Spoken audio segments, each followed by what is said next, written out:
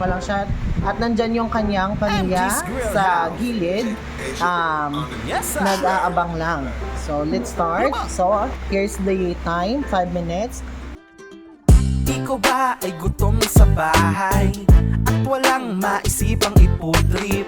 Tara na sa MG's Grill House. Jack, busog ka dito sa chicken na panalo. Tara, masarap kumain lalo pag nakakamay. Ang sarap ay pagsaluhan ng sabay-sabay.